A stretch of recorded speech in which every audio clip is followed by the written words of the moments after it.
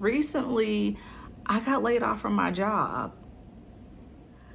I haven't said that a lot of times out loud, and it is hard to say because I've never experienced something like this.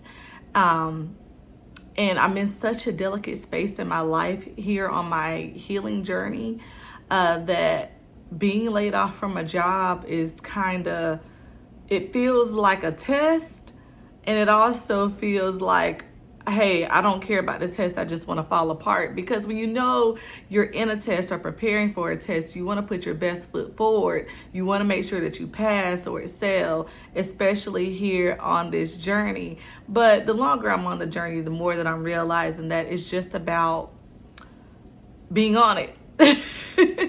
And handling things the way you handle things, but doing the inner work, doing the deep healing so that you handle things better. So I'm in a space where it's a lot of mixed emotions, but I'm just now beginning to figure them out, and I'm really excited about it. I want you guys to come along with me on this journey based on what I've decided to do.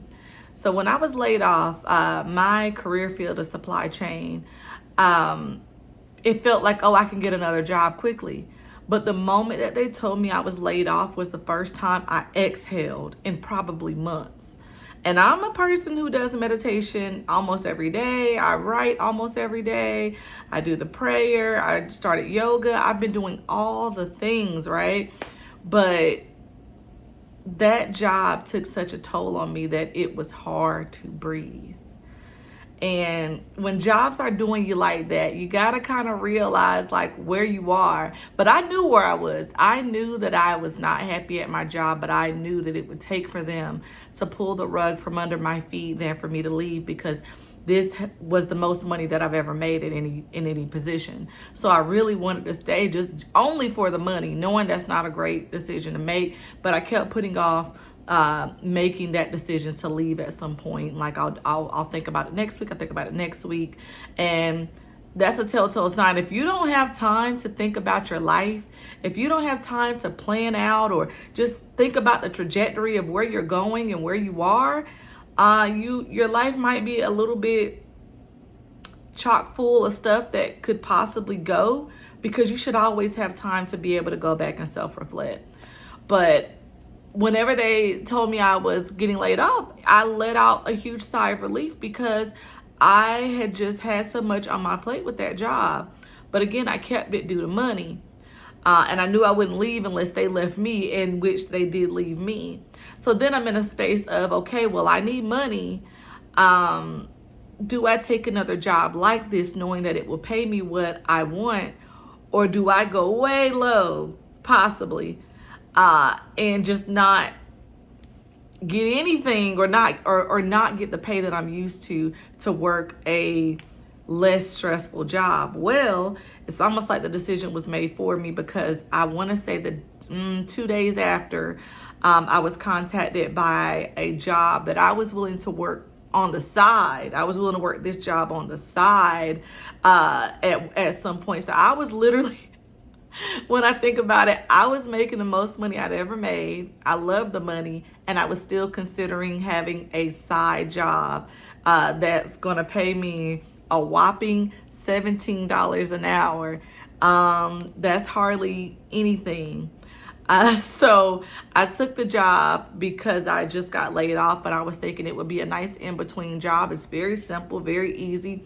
Work that I used to do when I was like 20, and I get to do it from home. So I was like, okay, even better, because I really, really, really know that I don't want to go back into an office 5 days a week. I can do one day, I might can do two, but 3, 4, 5 days is just out of the question for me. So I take the job. I work the job. And then I realized that, hey, this is simplistic, and the simplicity of it is so exciting, right? Because I take this job where I answer someone's question and they're gone, and I never have to see them or talk to them again, versus in my past career field, you were responsible for this particular project from start to finish, and that project might be months long. So I was freaking stressed out. There were problems that were following me into my bedroom. They were following me into my sleep following me into my relationships because I was giving less of myself. I was more tired than I ever been, and I was more stressed out when I laid down than when I was working because I was thinking about how I should be working. I knew that was not for me. So experiencing this first time where I'm just sitting there and I'm doing super easy work, people are happy, life is good, everything's easy, and I help them and they're gone, I never have to talk to them again, it's a little addicting. So my partner asked me, well, are you going to go back to work? Or are you going to go back to work at the type of job that, you know, pays you the money that you want? Or are you going to stay here? Either way, I support you. And I struggled with this for like a good 2 weeks on deciding what I was going to do, because I need money. But finally, after sitting down with my finances, I was able to see that yeah, I might have to do a little side hustle here and there, but my income that I'm making is doable. I'm not going to die. Everything's going to be okay. When I calculated it all, I felt like, okay, at least I can get my rent paid, my car note paid, my insurance, and put some food in the house. Like everything else, I might have to do a side gig in order to pay for it, but that's okay because I'm not so stressed and burned out by the time the end of my shift comes that I can't do anything but sit there and let the TV watch me. I'm not in that space anymore. So I have decided to stick with the lower paying job, and this is going to be a journey because I also know that I have a 14-year-old daughter who's going to be going to 10th grade soon, and she needs things, she's going to want things. Big events in her life are coming up. Big events in my life are coming up. I said that whenever she was a high school graduate, I wanted to travel for a year, probably with her with me, having her with me. And I'm thinking to myself, how is any of that going to happen without the kind of income that I'm used to? But I'm in a space where I'm trusting the process and I'm believing what can happen because I understand that this income that I used to receive is just one flavor of income. It's one flavor in a Baskin-Robbins store of 26 flavors. I don't have to just choose that one. I can do other things for money. And maybe my money looks diversified. Maybe I make some this way and some that way and some that way. If anything, that makes me feel more confident knowing that I'll be establishing multiple streams of income that I can access whenever I feel like I need them. So here I am showing up and making a decision that I would advise my best friend, my daughter, anyone that I loved, I would advise them to do this very same thing.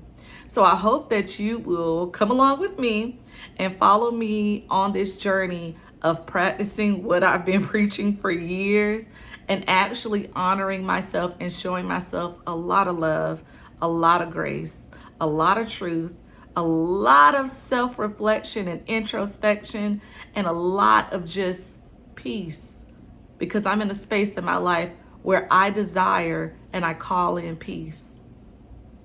If you like this video, there's going to be more content coming just like it. Maybe it'll get better, maybe not. But if you like this video, please come along with me. Let's talk about this together. Let's find out how we can both have that peace and that ease in our lives and take a little bit off of our plates. I host a beautiful platform for women who want ease, for women who want peace, for people who just want to unload a little bit and actually enjoy the life that we're living while we can live it, right? Yeah, so make sure you follow, make sure you comment, like, share, subscribe, all the things to support this channel, because there's going to be so much coming from it based on this journey that I'm living, this journey that I'm flowing with, you know, and I look forward to making more videos for you. Bye.